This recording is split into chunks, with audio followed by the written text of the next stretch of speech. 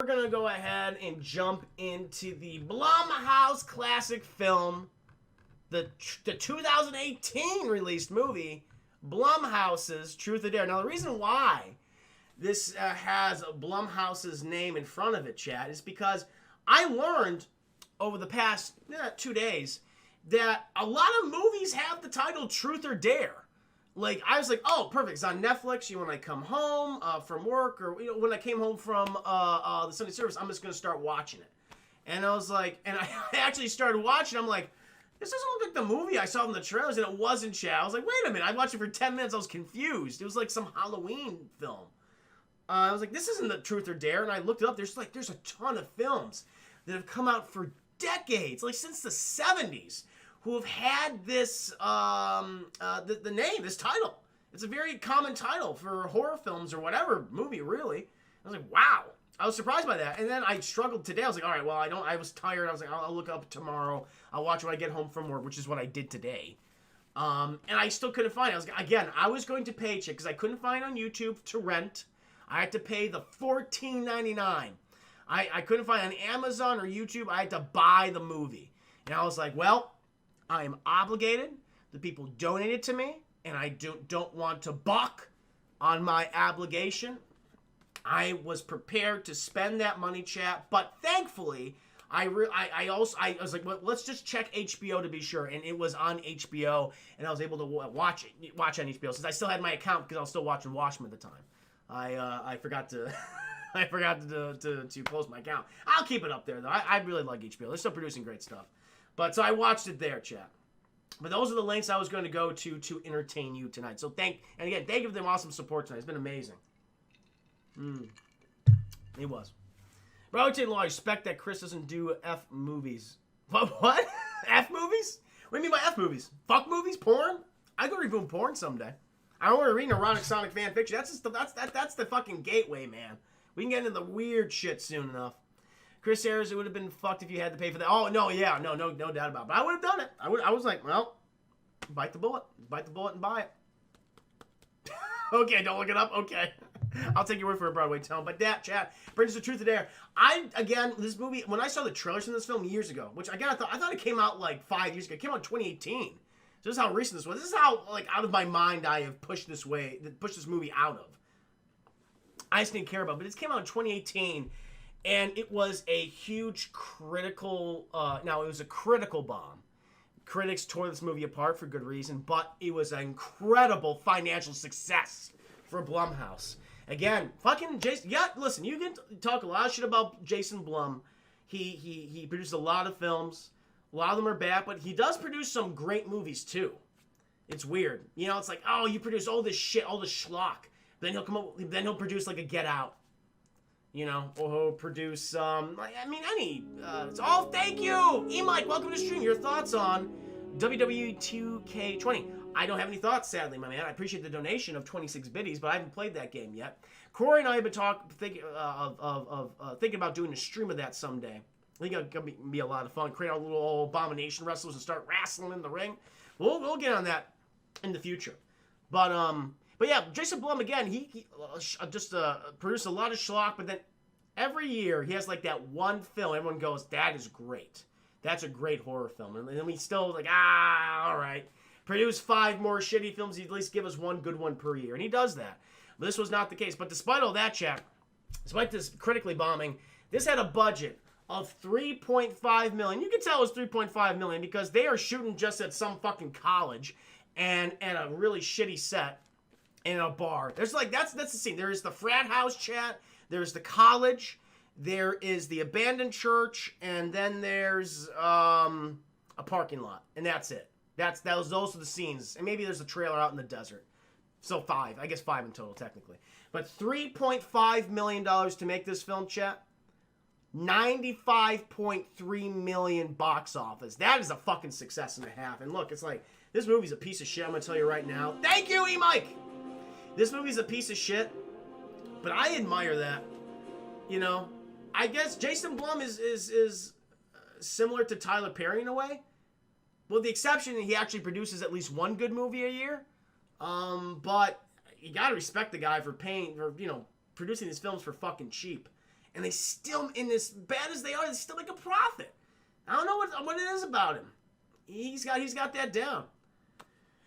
Oh, Mike. So I sent Corey an email, and now I'm asking you if you ever played Hollow Knight, and if you haven't, can you please stream it next stream?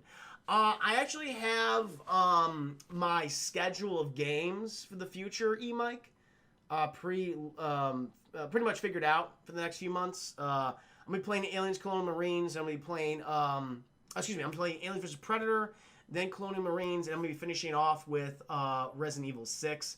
I'm not gonna get to Superman 64 this year, guys. I can't set all that up in the emulator and everything. I don't have the right stuff to have that kind of work well. But in the future, I will play Superman 64 on stream. But Hollow Knight, I'll throw that into the Word doc. I have not played that game. Happy Death Day. Oh, General, I'll tell you right now. Happy Death Day is great. Happy Death Day to you is not as good, but still entertaining. I don't know who that actress is, but I have a lot of respect for that actress who's in that. Who's that actress? That actress who plays the main character, Happy Death Day.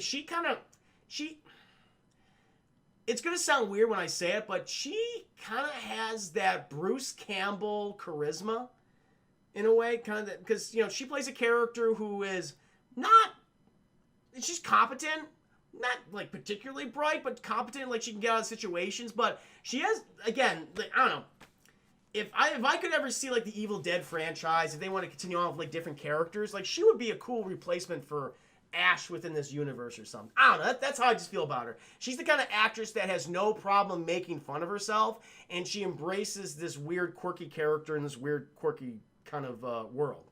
I don't know. There's just something about her that I find particularly charming. That's just me. That's off topic. But yeah, you should check out Happy Death Day 1. Happy Death Day 2 is, I don't know if it's necessary, but the first one's great. I own that film. It's very enjoyable. Might add that to my list of films to review in the future. Like, that to me is like the highest of high matinees. I really enjoy the movie a lot. But, again, Truth or Dare, huge commercial success. I think they might do a sequel, chat. I hope they don't, because I'll probably have to review it someday. But there you go. Blumhouse being a success as always. I almost swallowed a piece of ice. But, chat, the film opens up. How's this? Jesus, how does this film open up? I think it's super generic. Oh, no, it's not. Oh, okay. So, chat, we open up in Mexico. We're in Mexico right now. And we just see this fucking car which looks beat to shit, just traveling down this dirt road. Shit, we cut to the inside of the car. This woman's just gripping the steering wheel, just fucking shaking. We don't know what's wrong with her, chat, but she's under some kind of strain. She's anxious at the very least. She pulls up to this little gas station, chat. She's got her hoodie on, which, by the way, is fucking bullshit. She's got a hoodie on, chat. It's fucking Mexico during the summer. I imagine it would be hot. I imagine it would be pretty fucking hot here. I don't know. Please let me know. Maybe this is the winter time. I don't think so. It seemed to indicate it was pretty fucking cold here. But she's got a fucking hoodie on, chat. She's covering her face. Passing by, this woman is just, just shopping at the convenience store, picking up some stuff for her kids. About to, just go home from work, get some groceries, gonna go home and just make dinner and all that thing. She goes up to the guy. He's like, she takes some peanuts, like, shake. He puts them on the counter. He's like, give me the fucking cigarettes. The guy's like, all right, take it easy. He's like, do you comprende me? It's like, that's a little rude, all right? Come on. He's like, I'll get you your cigarettes. Take it easy. He reaches for the cigarettes, chat. And he gets some. He's like, here you go. He's like, oh, thank God. He's fucking trying to light the cigarette, chat. And all of a sudden, he gets a call on the phone. He's like, oh, excuse me. I'm just going to answer the phone, you rude American bitch. So he goes over the phone, chat. He starts, talking to whoever the person is. And he fucking turns around. He looks like this. You want to play a game? Truth or Dare, Giselle? It's like, what the fuck is happening? Mr. Humming, you're welcome to stream. And she's like, no, please, I don't want to play the game. And fucking the Mexican store clerk is like, you Truth or Dare. And then we cut chat. We don't know what she picked, and she's just walking back to the little convenience store gas station stop. And then she picks up some lighter fluid. And then she just starts fucking squirting it on the woman who's just shopping. She's like, what are you doing? What are you doing? She's like, I'm sorry. I have to do this. And she fucking takes the lighter chair she's gonna smoke up with before, fucking throws it at the woman, and she just bursts into flames, chat. The woman who was just there shopping for her kids, trying to go home and make dinner, bursts into fucking flames, screams. And at this point, chat, I realized, like, oh, I'm watching a PG-13 rated horror film. I didn't check the rating on this movie. I thought, like, oh, well, it's Blumhouse. I'll at least get a nice rating. At least I'll get some fun kills. No. This is the most dull it's fucking neutered, chat. It's neutered. It's been spayed. It has no balls. Like, the kills in this movie, it's like, that is so fucking lame. This is the first one. You see her light her on fire. You see, like, the flames maybe crawl up her legs a little bit, and then it cuts. And you just hear the screams. It's like, it's one of these. And so she burns this woman alive, chat. And then we fucking cut to, US of A. And we're following Olivia Barron. She's a college senior, chat. She's talking on her YouTube channel. She's like, hey, guys, listen, I know you all want to go on spring break and have a good time and fucking get drunk and make poor decisions and get a girl pregnant and ruin your lives and all that good stuff. But why don't you instead sign up for a week in Habitat for Humanity, build homes for the homeless? Thank you. Who's that following me? Lena Harrington, thank you for the follow. Welcome to the stream. How you doing today, my Huckleberry? I appreciate it. We're going to take down Powers Booth and Michael Bean. They don't stand a goddamn chance at this point. They're dead. They're dead. They're characters. I mean, we know Powers Booth is dead in real life, but not, his character. Fair enough. Anyway. So Olivia, she's just like on YouTube channel, like, hey, let's not get, let's actually give back to the community. Let's build homes for the homeless. Like, oh, what a great cause. Olivia, what a great character, Chad. And then fucking, she's like, and that ruins all of it. Because all of a sudden you got, well, what's her name? Marky. We got Marky Mark, Chad. Mark Wahlberg himself, he comes walking in. He says, hey, what are you doing? Hey, what are you doing? Lena Harrington, welcome to stream. How you doing today? I'm reviewing Truth or Dare. Oh my God, it is trash, by the way, Tom. Lena Harrington, welcome. Are you new? You must be new. Just to let you know, I'm a variety streamer. Typically play a variety of video games, but I've also been doing a lot of movie reviews recently. A scene by scene breakdown of films. It's been a lot of fun. Most often bad movies, which has been pretty cool. The secondary film I'm reviewing did Sonic before. Decent, okay. But right now, I'm reviewing Truth or Dare. Blumhouse's Truth or Dare. Trash, terrible. But we get fucking Marky Mark. We're back at the scene now, chat. I'm setting the mood. Marky Mark, he comes. Her name is Marky. It's not actually Mark Wahlberg, chat, but we're gonna call her Marky Mark for just the sake of convenience. Helps him remember what her name is. She comes walking, and he's like, "Why do you want to help the homeless? They're smelly. Don't do that. Come with me on spring break. I need you. You're like my family." It's like, Olivia's like, "Listen, I don't want to go to spring break. I just want to stay here, help the homeless, build some houses. Look good on college credit at the very least. But I'm a very selfless person." It's like, Marky Mark's like, "No, Olivia, just be selfish, okay? Do something for you. You're always trying to give back to the community. They're not giving anything to you, so do something for yourself." And she says, "You know what? Anyway, I already canceled your trip for Habitat for Humanity." I was like, Olivia's like, "Why would you do that? That's terrible. First of all, that's a terrible friend. That she would just cancel her trip, that she already made promises to go there and help build homes for the homeless. And you got fucking Marky Mark walking in here, chat, and it's like, forget all that. Just get fucking drunk and have sex and, all sorts of debauchery in Mexico. I think they go to Cancun, chat. It's assumed it's Cancun. I'm assuming it's Cancun. I don't know. And as soon as she reveals that, the fucking other schmucks start walking in who are part of her little shared house. It's not a frat, technically, chat. It's like a shared home. All the college students have rented out. We get what's her name? Penelope. Penelope, and she's generic, pretty and generic, chat. Pretty and generic Penelope. We're just going to call her generic. We get generic. She starts walking in. She's followed by her boyfriend, Tyson Chicken. We get the Chicken Man. He starts walking in. And clearly they're a couple, chat, and Tyson Chicken, he's a medical student. He's abusing his prescriptions, chat. He's just fucking selling drugs to all the freshmen and all the other underclassmen. He's gonna graduate. I don't give a damn.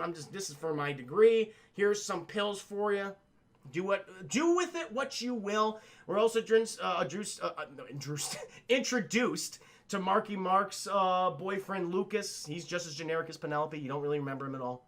And they're like, "Yay, we're going to go to Mexico. Aren't you excited, Olivia?" And she's like, "I want to do Habitat for Humanity." But then Marky Mark's like, "Listen, I've been through a lot. I know what I did it wasn't a good thing. I'm sorry. I need you there with me." And, you know, it's like, oh, okay. So clearly there's some type of special connection. There's something between Olivia and Marky Mark, and we don't really understand at this point yet. It's like, but, okay, despite Marky Mark doing something terrible, Olivia's like, okay, I'll go. Let's all have fun. They're like, yay! And they start packing up their bags. Chat. We're introduced to Brad. Brad's a cool guy. He's joining them. Again, he's, you know, his whole thing is that, I mean, again, Chat, this is how the movie presents. He's gay. He's gay and Asian. That's him. That's his defining characteristics in this film. He's gay and Asian. He joins them in the movie. That plays a big central part in the film. I'm sorry. I'm just telling you how it is. So they pack their bags up to Mexico, Chat. We get we get the montage, the credit sequence. They drive down. I think they're in California somewhere, like maybe in I'm going to assume San Diego because they're pretty close to the Mexican border. I could be wrong, though. I'm not really, it doesn't really matter. So they go down to Mexico, get the montage and everything. And then there's fucking enjoying themselves, Chat, drinking at this bar. And it's a type of bar that clearly was like made within the span of a day. Because there's like, it just doesn't feel lived in. Everything like looks just super plasticky and fake. And again, because they spent only $3.5 million on this movie, nothing feels authentic. And it's just kind of in the middle of this desert area. But it's like, yeah, let's just go there. Let's go in the middle of the desert and start drinking. Sure, nothing bad will happen. You know, Olivia, she's like, you know, I'm here for Marky Mark, but I'm just gonna go off by myself. I need a moment to cleanse my mind. So she goes over to the bar, Chat. She's just enjoying a nice beverage, a mojito of some kind, maybe a beer. I'm not really sure. All of a sudden, then we get the character I despise. We get fucking, his name is Ronnie Ron, Chat, the Ronster. We get Ronnie Ron. He's like, hey, Olivia, I didn't know you were coming. And he's just a douchebag, Chat. Super sexist, super misogynistic.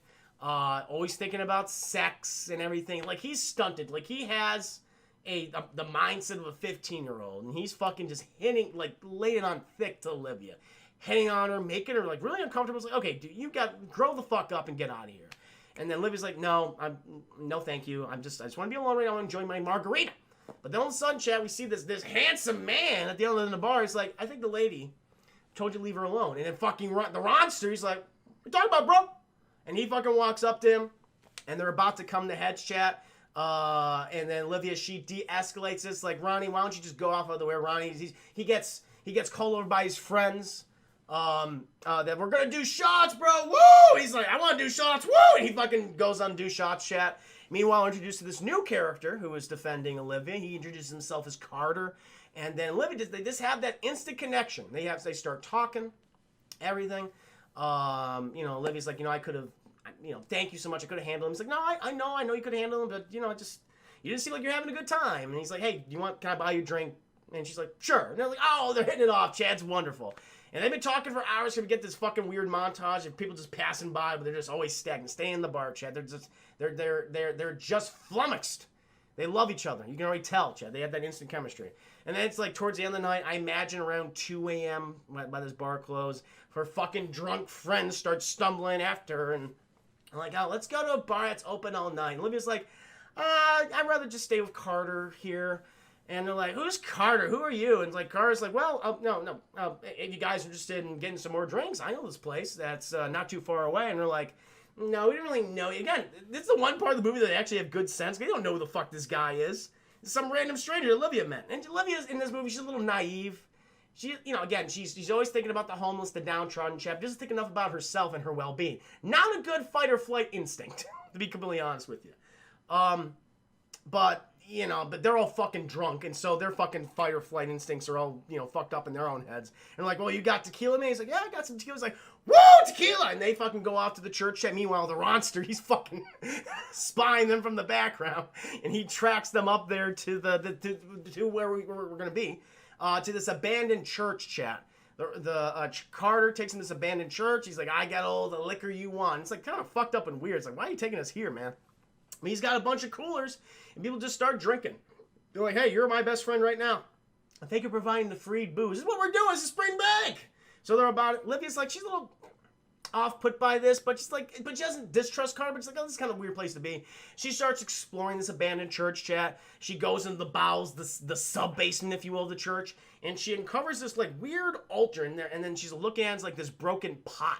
Like the devil's face on it. It's like smells just rotten. It's like, ooh, what the fuck is that? And she backs away, and then she bumps into the Ronster who's been following her in creepy ways. Like, hey, just, I know that we made golf from the wrong start. You're a little rude to me, but hey, I'm back. I'm here. And she's like, oh, get away from me, Ronster. He's like, oh, what's wrong? And they, she takes a picture of the rotten pot stuff chat. And they go back up there, and everyone's just drinking. But it's still a little awkward because, this is kind of weird to be out in the middle of nowhere in this church. And I'm like, let's get going. And then Carter's like, hey, no, don't go, guys. You know what? Let's have some fun. Why don't we play a game of truth or dare? And they're like, sure, let's do it. And then they start asking questions to each other. It gets really awkward, chat.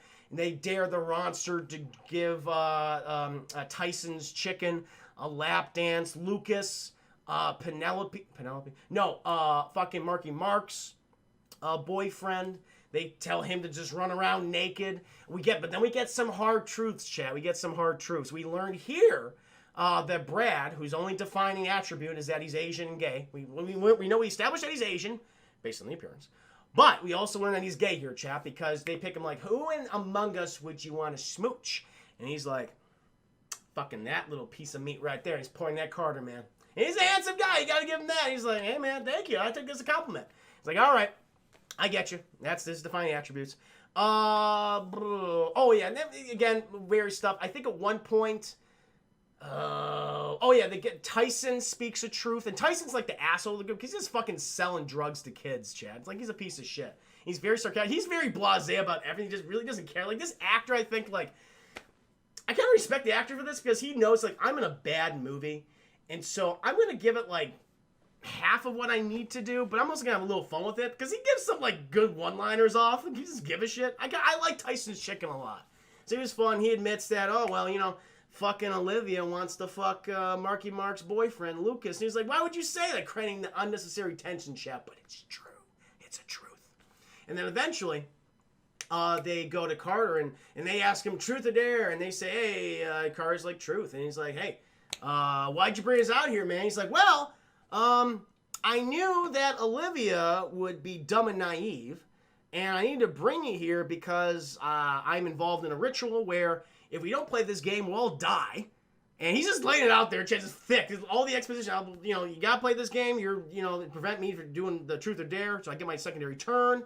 And you got to play the game or you'll die. And he's like, okay, bye. See ya. And he fucking takes off, chat. It's like, wow, that's a lot of information to drop right at this moment. He's like, G follows. He's like, what are you talking about? He's like, listen, hey, play the game or just get more people. And so it'll take longer to get to your turn. See you later. And Carter fucking takes off. She's like, what happened? She turns around. All her fucking friends have disappeared. And they'll start doing the face. And they're all asking her, truth or dare, and everything's like, ooh, it's spooky. And then it was a vision, though, chat, because it cuts back. And everyone's like, what's wrong, Olivia? What's wrong? She's like, oh, I don't know. It was weird. I'm sorry, guys. I'm just drunk. Everyone's just drunk. Carter's an asshole. Let's go back to the hotel. They go back to the hotel, chat. Eventually, they go back to college. They go, it's just cuz. What's going on? Oh, yeah, it's a girl on girl kiss scene. It's not. Yeah, the Ronster asks Penelope and Olivia to start smooching. They start smooching, but it's nothing. It's nothing really, chat. It's kind of lame in all honesty. I hope I see at least 3 more horny hermit faces. You're gonna get it, man. A lot of bone in this film, surprisingly. Keep swallowing ice by accident. So they go back to college, chat. Everything seems to be normal. There's a little tension, though, between Marky Mark and Olivia. Because everything that happens to Lucas, Marky Mark's girlfriend. Olivia clearly has feelings for Lucas, and Lucas, we just don't know. Does he have feelings for Marky Mark? Does he have feelings with Olivia? It's kind of up in the air. It's a big mystery of the film. Olivia, she's doing her thing. We cut back to Marky Mark. She's just watching a video of her dad chat. We were like, oh, she clearly loves her dad. But we don't know why she's getting all emotional watching this video of him just making mistakes, and they're joking back and forth. And then we learn in some necessary exposition from Olivia or another character that Marky Mark's dad committed suicide a few years ago. And it's like, oh, so it's like the last happy moment she recorded of her dad, and she watches it. And I guess, I don't think it'll make herself feel better, chat, but again, just that's the last moment she has, and she watches it occasionally. It's like, okay. Everyone goes their separate ways. Olivia, she goes to the library. And again, it's still kind of, fucked up by her experience in Mexico. And then she's just there studying something, doing something for Habitat of Humanity. And all of a sudden, this fucking random guy. Oh, no, I'm sorry, chat. No, it's not that scene yet. No. Is it this scene? No, it is this scene. I don't know. See, I don't know what the order is. Hold on. Excuse me, Chad. Let me go check the order. Yes, this is the scene. Okay. So, we're at the library. Olivia, she's studying for whatever she's doing, Habitat Humanity shit. And all of a sudden, this fucking random guy just, walks up to her and goes, "Truth or dare?" And she's like, "Whoa, what the fuck?" And then all the other people in the library start coming up to her and going, "Truth or dare?" That weird, dumb, terrible CGI smiling face. And she's like, "Fucking truth, I don't know."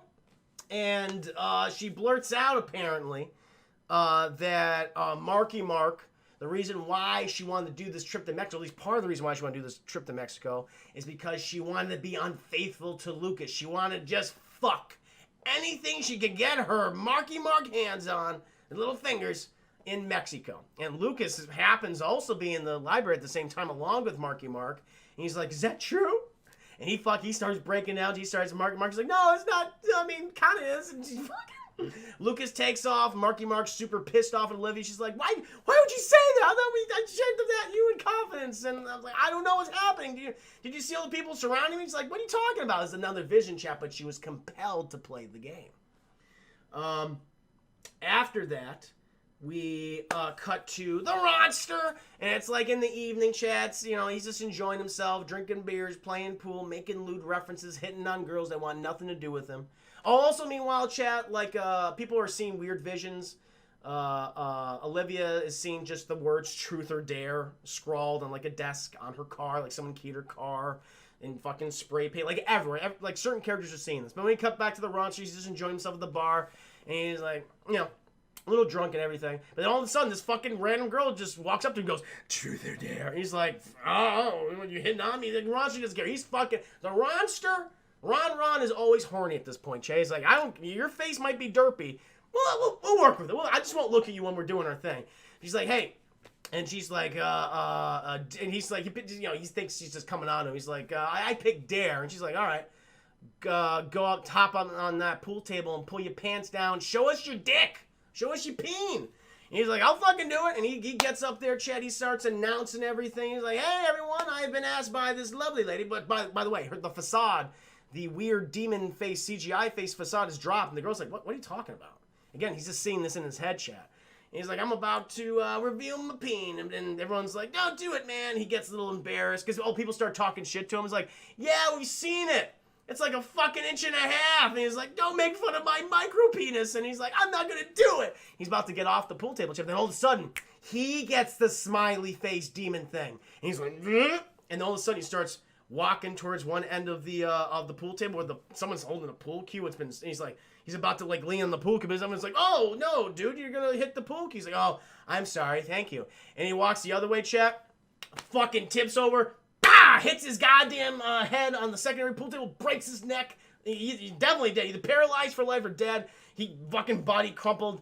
The Ronster has been taken out, chat. The first death of the... Well, other than the random Mexican woman who was shopping for her kids, this is also the main... in terms of main character death, this is the first main character death of the film. The Ronster's been taken out. He did not fulfill the obligation of the game. And then we cut back to the frat house / dormitory, wherever we are. Just the house they own. And then they all start getting notifications about what's been going on. And they get sent a video of the Ronster just fucking kill himself. They're like, "Whoa!" And it's like being shared on social media. Facebook is fucking trending. For the first time in his life, the Ronster actually matters, chat. But it's not his life. His death actually matters. And that's really what the end result of that was. So, and then fucking Olivia's like, he didn't follow the rules. He didn't play the game. And they're like, "What are you talking about?" And it's like, you're acting crazy. And she says, No, it's real. Like, I was surrounded by people asking me about truth or dare. Like, "No, you're crazy." Fucking Lucas walks in the door. He's like, "Olivia, that was a terrible thing that you did. I'm out of here. I'm going. Marky Mark is mad at me." Even though she shouldn't be. And he's mad at Marky Mark. So he leaves the house, chat, and he's just walking. He's frustrated. And all of a sudden, he starts seeing all the truth or dare and the spray paint on the cars, on the floor. He's like, "What's going on?" And then he starts to feel some burn and some itching. He takes up his sleeve, and he sees it. He sees, like, truth or dare being tattooed or, like, kind of, like, cut into his arm. He starts freaking the fuck out. And I think he picks truth. I think he picks truth at this point. I don't know what happens. Looks truth. Yeah, okay. And this is when he admits it. He admits that apparently to somebody that he has always had feelings for Olivia. And it's like, oh shit, this is true. This is actually real. And so he rushes back to the house and explains, like, okay, this just happened to me. So Olivia's absolutely right. We got to figure this thing out.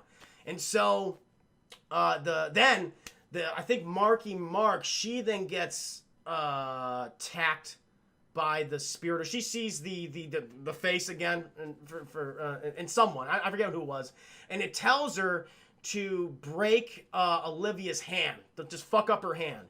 And Olivia's like, you have to do it, Marky Mark. You gotta destroy my hand like right now, or else it'll kill you, just like the Ronster.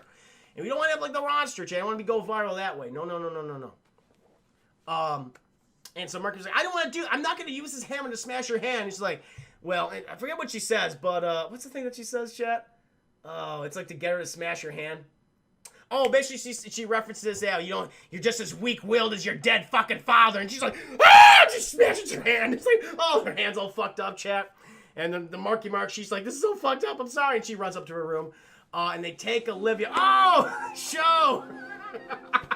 Thank you for the 100 video. Now it's getting juicy. Oh, my God. And Chris, thank you so much for 100 biddies. Chris says, Lucas is fucking justified. You should be pissed off at Marky Mark. That was a terrible thing to do, and he's still in a relationship with her. It's fucked up, man. Marky Mark's, she's got a lot of issues, chat. We'll get into it. We will get into it.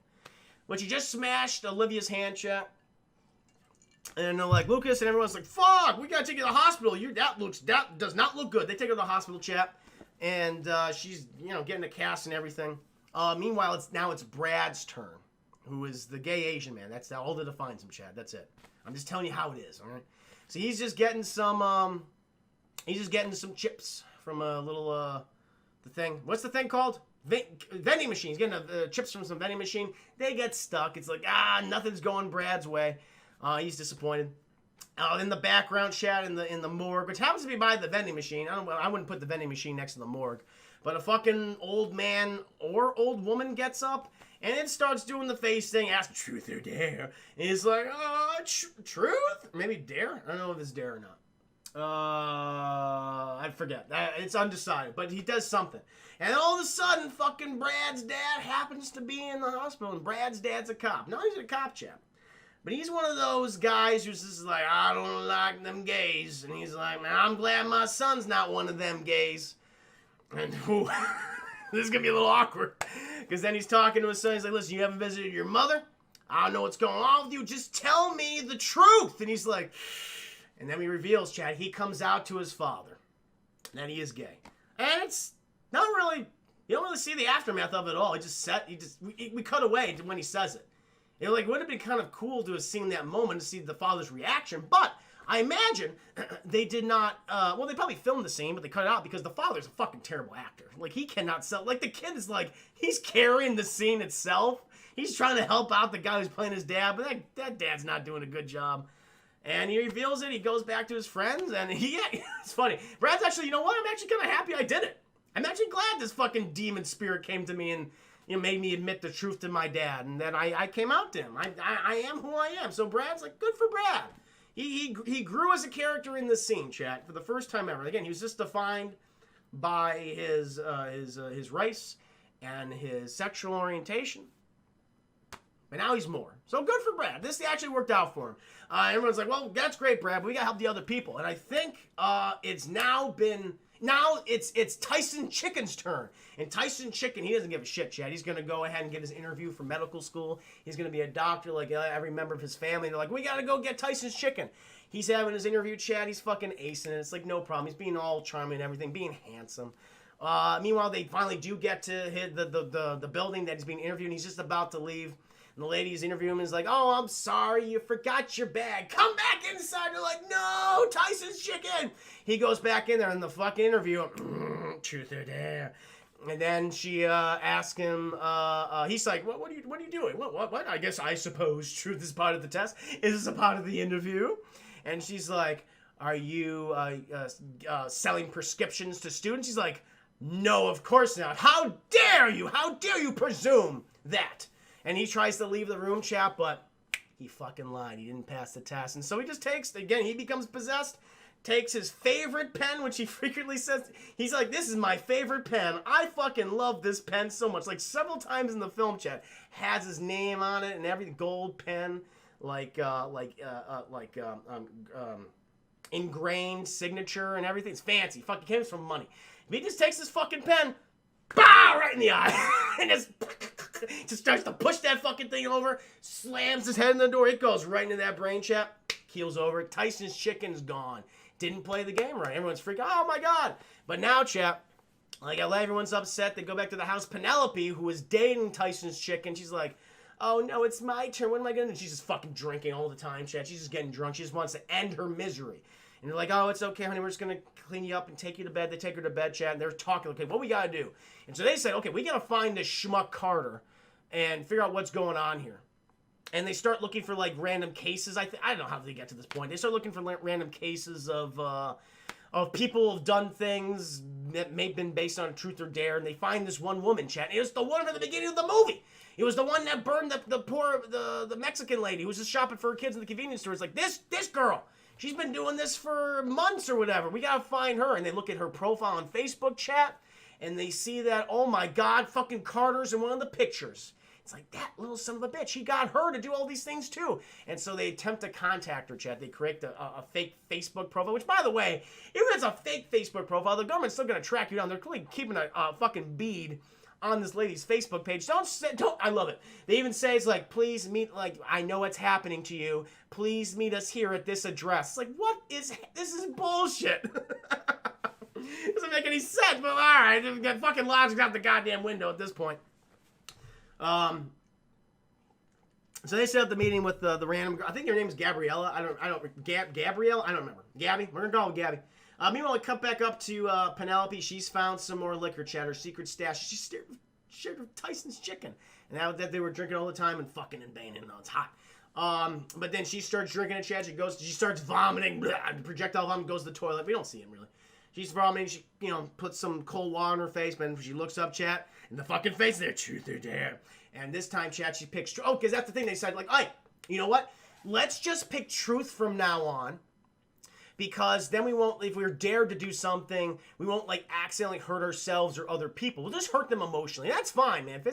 Emotional damage is probably better than physical damage. So let's just stick with that. But then, this part fucking bothers me. And the fucking, they changed the rules, chat. And the evil demon thing says, no, you're going to pick dare for the convenience of the plot. It's like, why? And she's like, she's like, wait, why? Am I gonna pick truth? She's like, that's not the kind of game that this is. It's like, what? They explain it later on in the movie, but it's still fucking dumb. It's like, oh, come on. They did that just to create conflict. Faux conflict, in my opinion, chat. But whatever. It dares her to do something, and then they're like, oh, well, we should check on Penelope. And they go up to her room, because they're about to meet Gabriella, whatever the fuck her name is.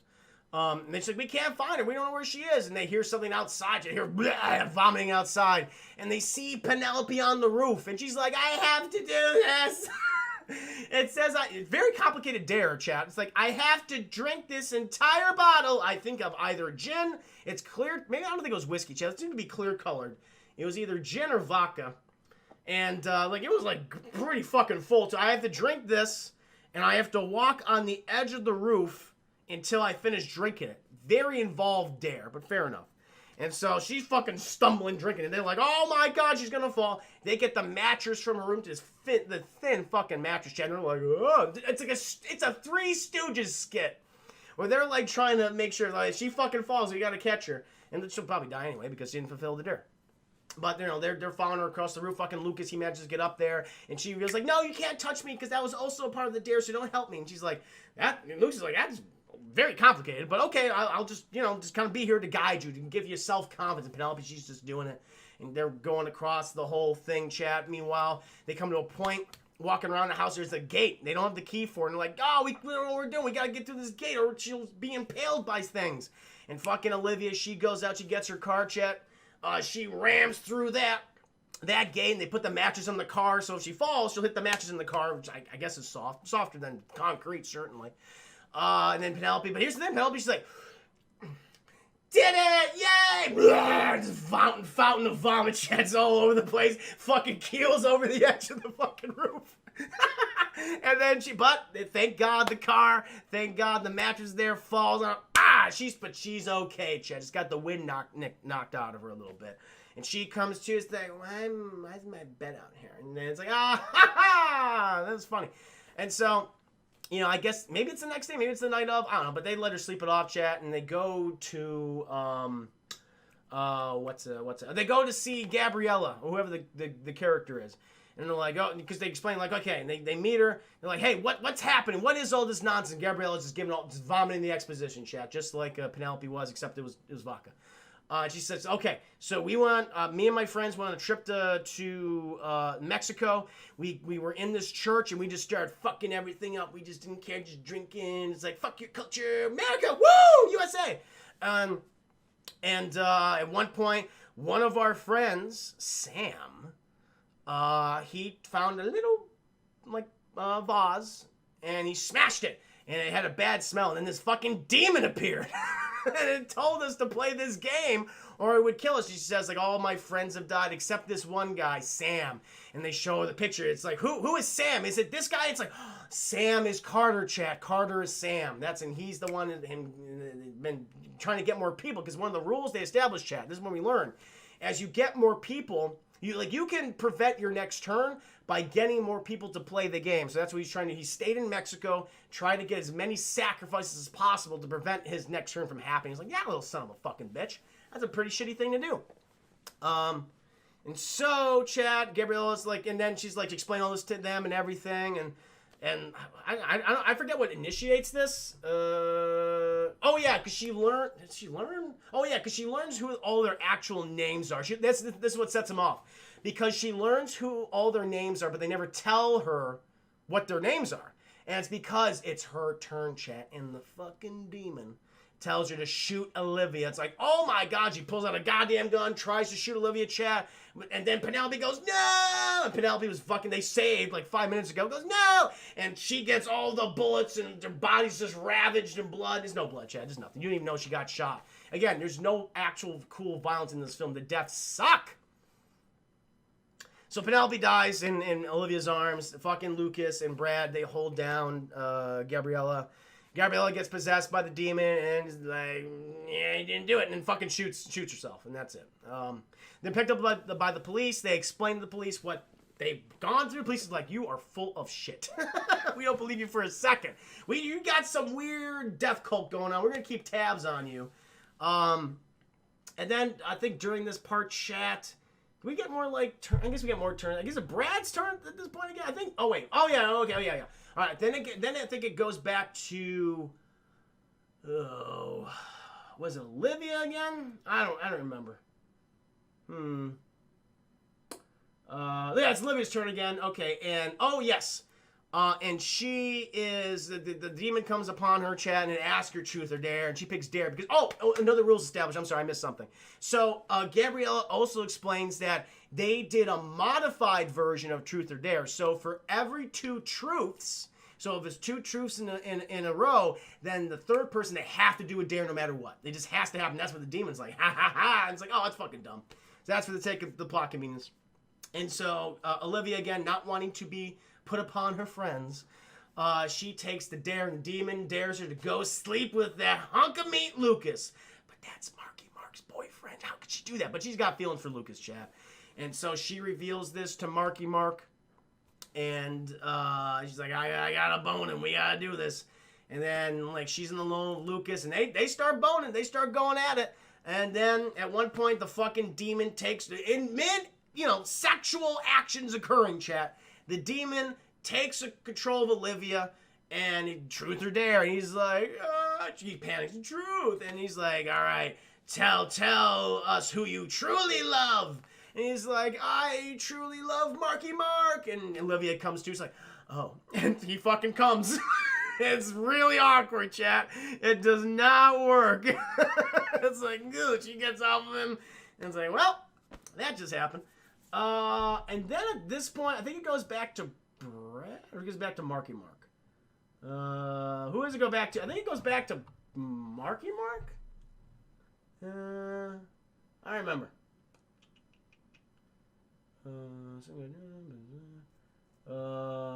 trying to think. Okay, this is it. This is the one. Okay. So we're following Marky Mark. She's upset. She's watching the same video as her dad in like, I don't know, like a tea shop or coffee shop. And all of a sudden, fucking the video starts just talking to her. Actually talking to her. It's the demon. And the demon is taking over the phone chat. And it asks her, truth or dare? And Marky Mark's like, truth. And he's like, you're very similar to your dad, aren't you? Did you want to kill yourself? And Marky Mark goes, yes, I have been contemplating suicide, chat. And I was like, shit. That was a big revelation.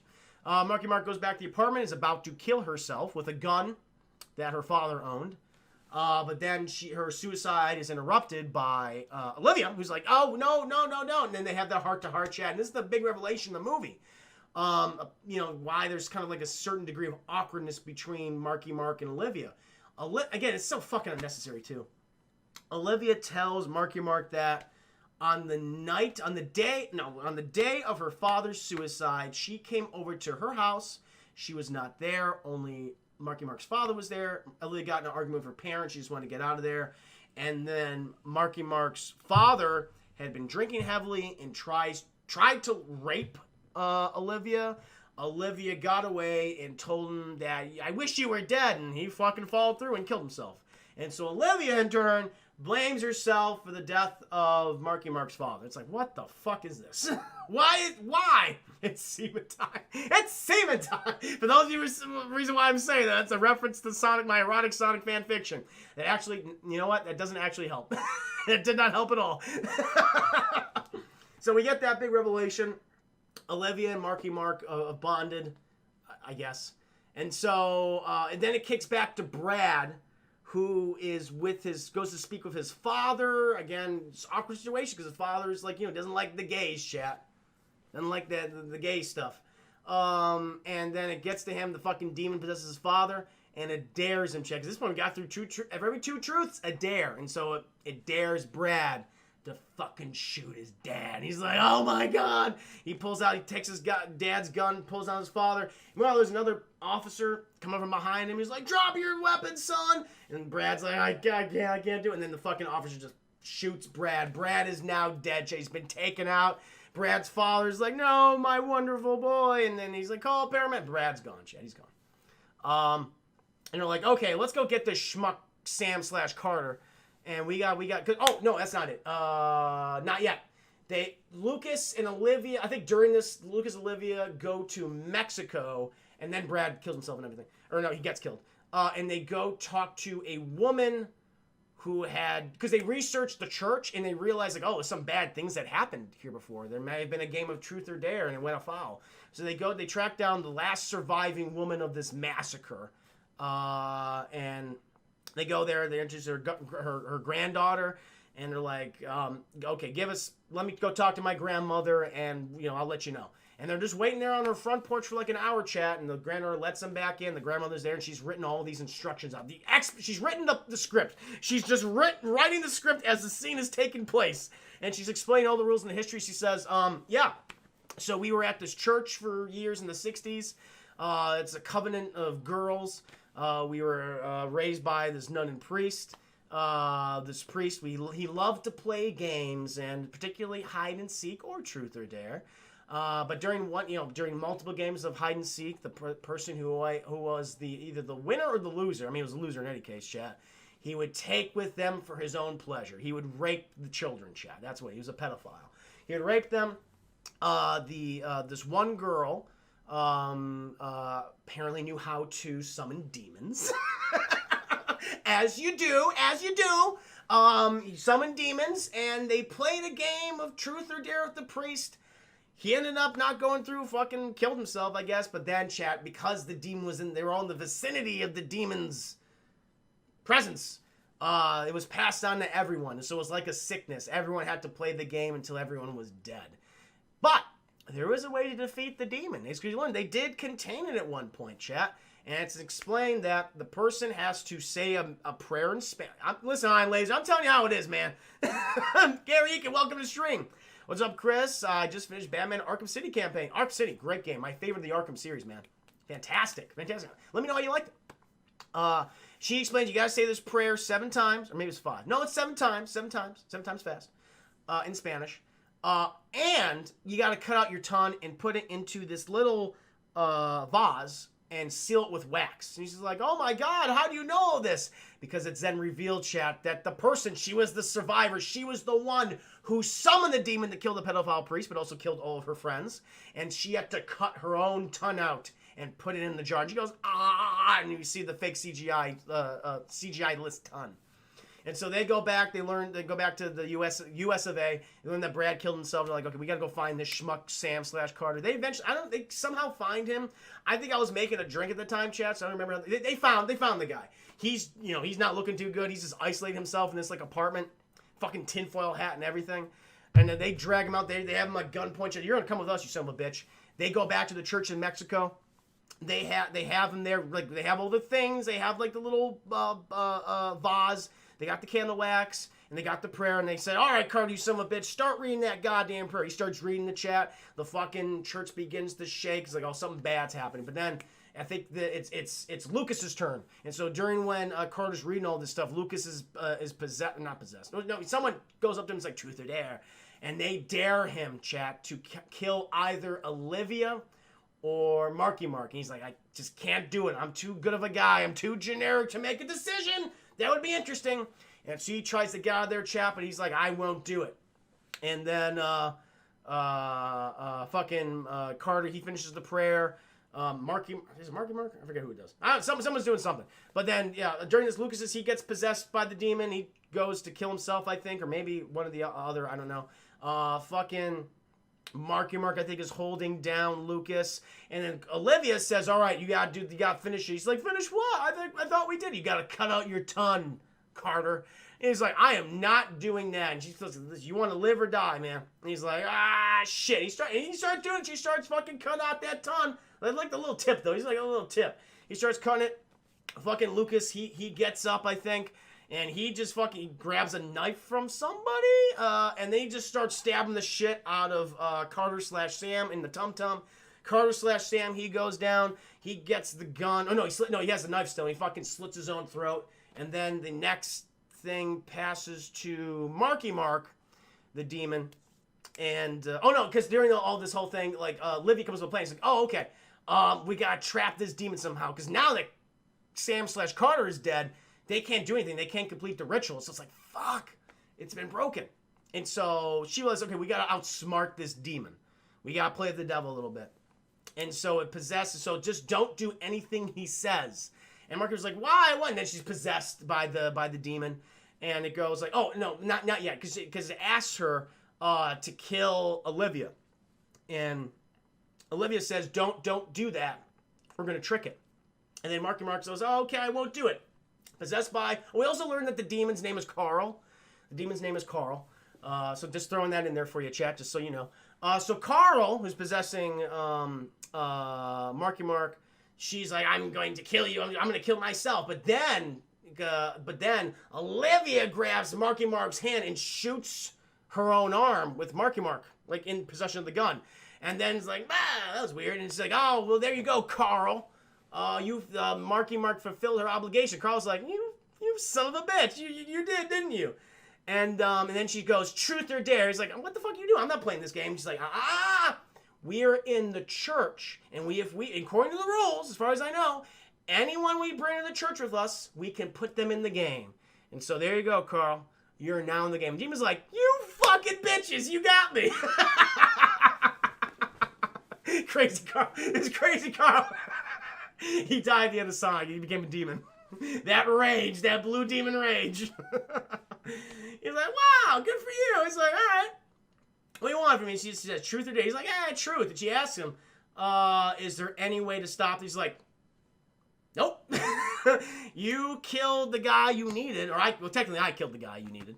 And there's no way to stop this. So the only thing you can do at this point is keep playing the game or just keep getting more people involved. And this goes on forever. And Olivia's like, well. And again, throughout this entire film, chat, Olivia has been the most selfless person there is. And it's going to be her turn soon. And she realizes, like, I gotta make use of the social media. And so as we learn, chat, she had a YouTube channel for her followers who were, again, this is fucked up. who are followers who are like, oh, we want to help the homeless, we want to help animals, chat, we just want to help as many people as we can. And she goes ahead and uploads a video and gets anyone, it basically tells everyone the rules, but she explains it first, like, hey, anyone who participates in this, you would probably die. That's the end thing. Be careful, but here's the thing. Here's the game. And they listen to this chat, so she's like, hey, at this point, fucking click off. So she tries very fast. It's like, you know, you leave if you want to. And she uploads these videos, and all her followers who just want to help the planet, they are then just forced into the game chat. And the last stinger is this people in Paris or somewhere, and their friend who's like, they're at the computer, their friend who's like sitting right next to him gets the, and it's like, truth or dare. And there it is, chat. That is Blumhouse's Truth or Dare. That bitch Olivia did some nefarious things. Like, listen, there's, you know, think for yourself sometimes. I mean, it's good to be selfless, but yeah, I mean, you can stand up for yourself, of course, but that's a shitty move. You could have ended it by just ending your lives. And now oh, it's also cool because, this is a cool thing, chat. In the beginning of the film, she's asked the first question by Carter, someone. She's asked, Truth, would you, in case there's like an alien invasion, would you sacrifice the population of Mexico if you and everyone in this room would live, or would we all be sacrificed and Mexico would be spared? She's like, well, of course, I would want to save the people of Mexico. And they're like, oh, you're not that selfish. It's like, I am. I'm a good person. But then we learn, chat, she is selfish as hell. She chose to save her life and the life of her best friend and sacrificed many lives across the planet. So, yeah, selfish. It was a bad movie, chat. Yeah, this is particularly bad. There's nothing really unintentionally funny, except when that fucking face pops up and it's ridiculous. There's nothing here. This is just so generic. I'm shocked it performed as well as it did. I mean, I guess I don't even want to say it's a cool concept. It's a concept we've seen before. In various, you know, curses, you got to do certain things in order to keep going, you know, in order to live or to pass on to someone else. We see this all time and time again. So, yeah, this is I wouldn't say it's a fuck you, but it's a some old bullshit. You know, it's you know, yeah, it's like a low some old bullshit. It's not bye man territory, but it's bad. It's not worth seeing. That I can tell you. Because I dare you to say nice things about this movie. Nah, man, that'll be it for me. I'll be done. Hey, the Carter was a very pretty guy. He's very pretty. The actors in here are hot. That's positive. I said something positive about the movie.